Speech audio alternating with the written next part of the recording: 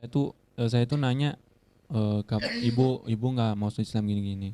Kata kata ibu saya itu adik-adik kamu aja dulu. Soalnya eh, pasti kalau orang tua masuk Islam ini pasti ceomo itu banyak gitu. Ceomonya itu dari sekitar itu pasti banyak. Jadi Begitu ya. yang menurunkan keinginan walaupun nggak ada keinginan tapi Supaya kelak dia menjadi hafiz yang bisa kita andalkan berdakwah di kampungnya di Nias sana, dan kita dorong juga Ananda ini supaya bisa, masih susah lah mas. masih susah ya.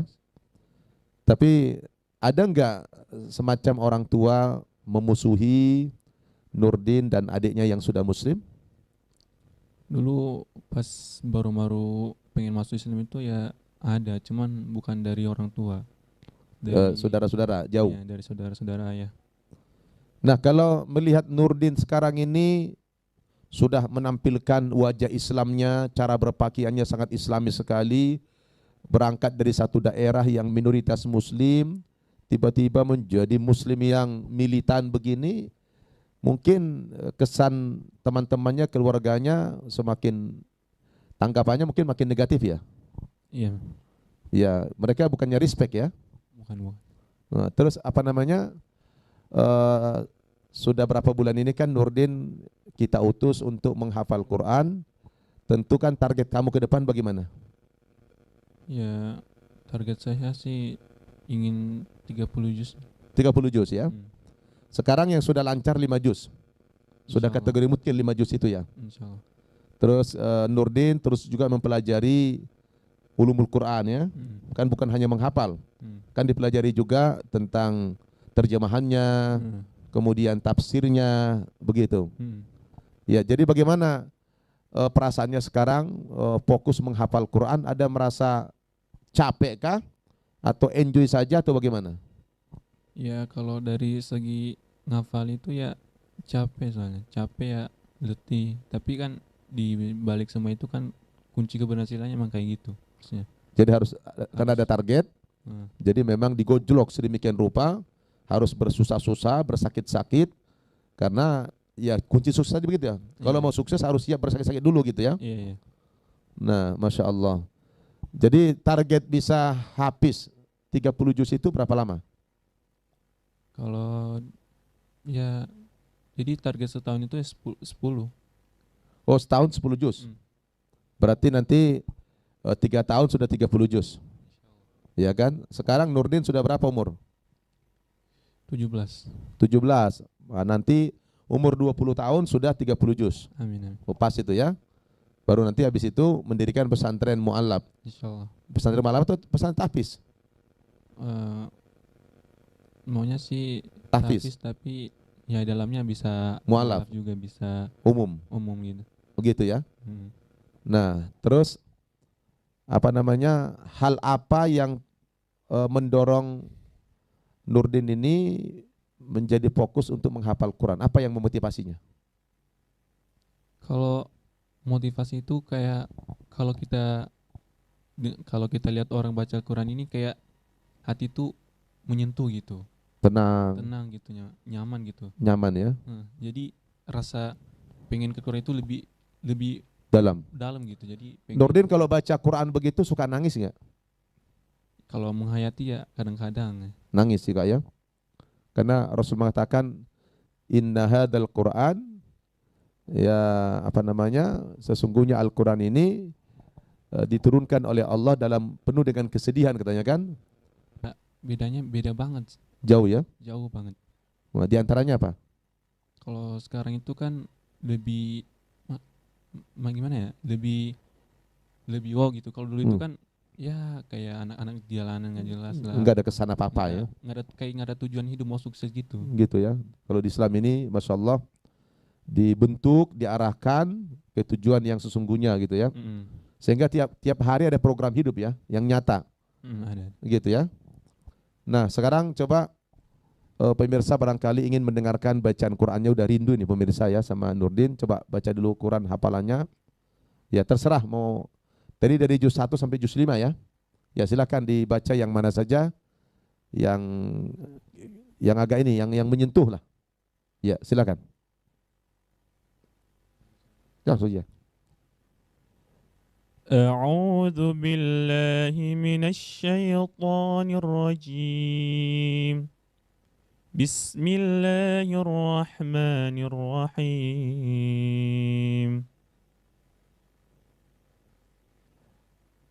وسارئوا إلى مغفرة من ربكم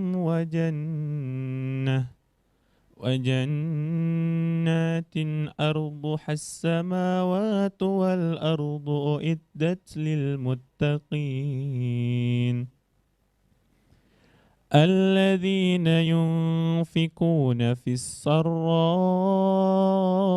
والضراء والكاظمين الغيظ والآفين عن الناس والله يحب المحسنين والذين إذا فعلوا فاحشة أو ظلموا أنفسهم ذكروا الله فاستغفروا لذنوبهم ومن يغفر الذنوب إلا الله ولم يصروا على ما فعلوا وهم يعلمون أولئك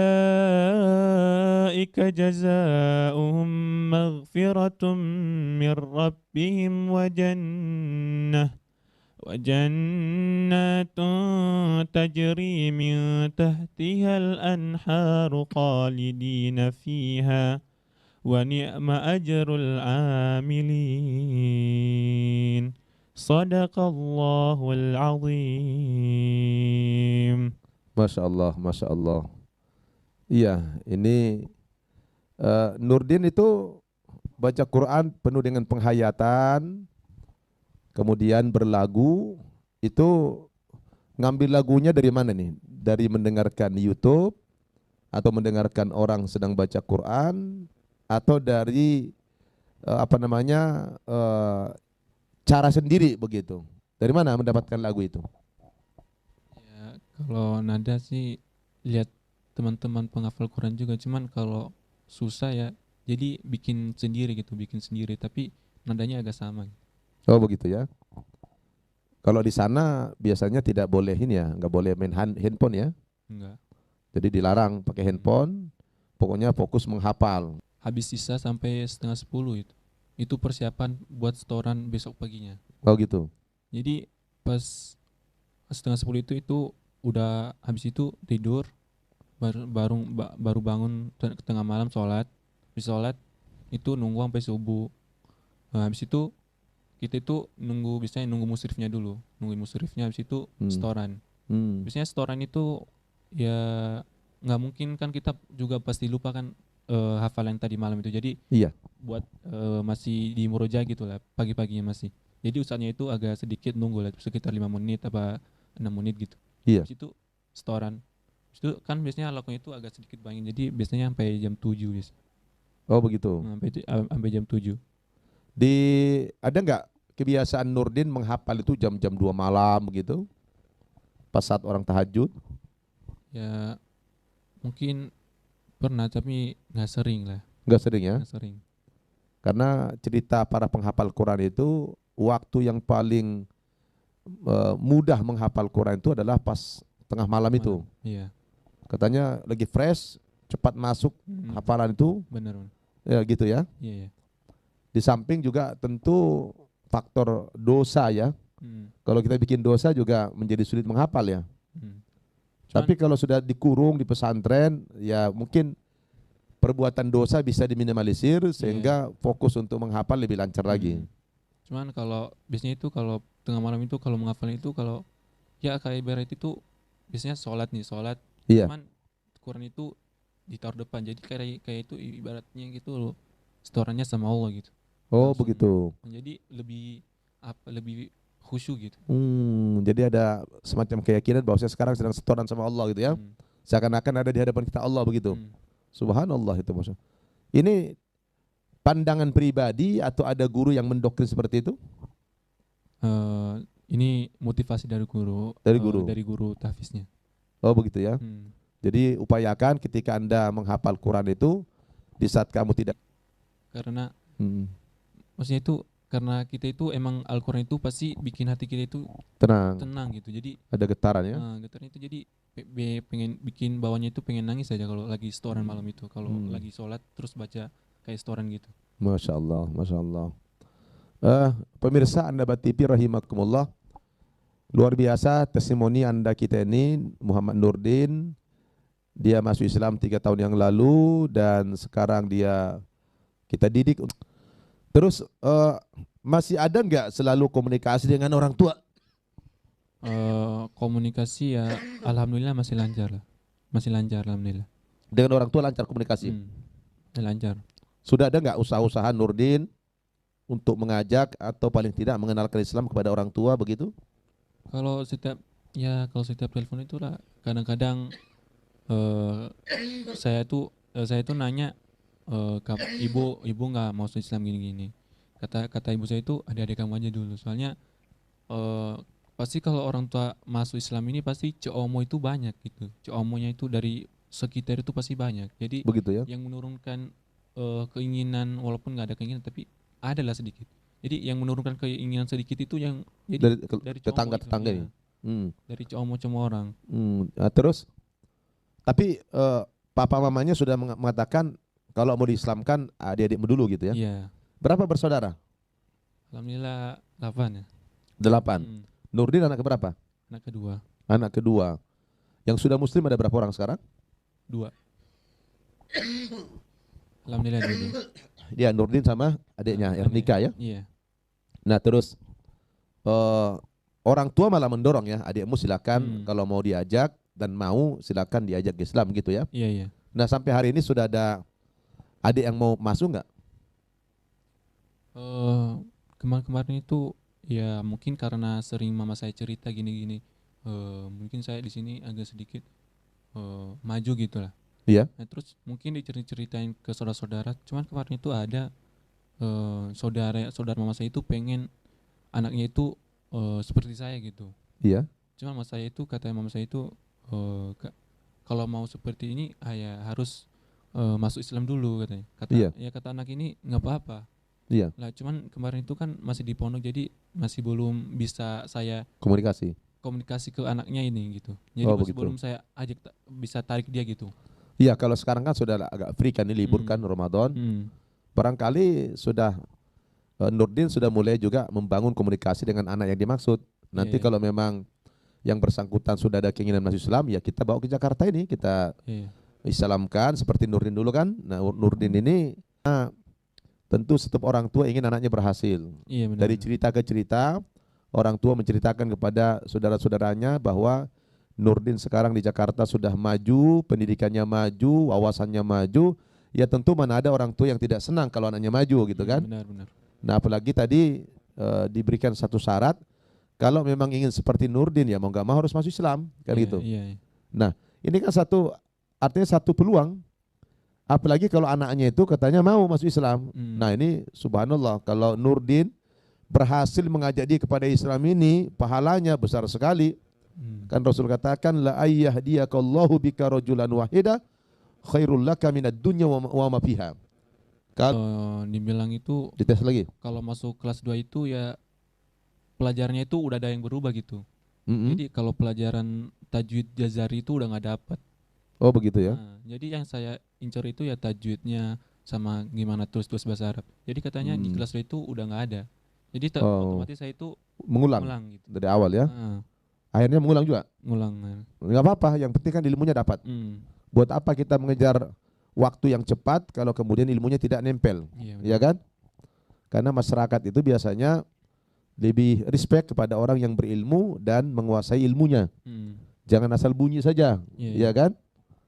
Baik, terkait dengan keluarga tadi, berarti selama ini Nurdin sudah ada usaha-usaha ya? Ada. Mengenalkan Islam kepada keluarga, kepada orang tua terutama, bahkan orang tua sudah memberikan komentar, kalau kamu mau mengajak saya lebih baik adik-adikmu aja dulu diajak gitu kan. Benar. Nah ini satu modal ini. Artinya kalau orang tua sudah mengizinkan anaknya untuk dibina dalam Islam ini, itu sebuah kemajuan yang luar biasa dan mungkin selangkah atau 2 langkah lagi bisa jadi ayah ibumu itu masuk Islam ya. Insyaallah amin. Karena biasanya orang non muslim itu kan agak ekstrim ya.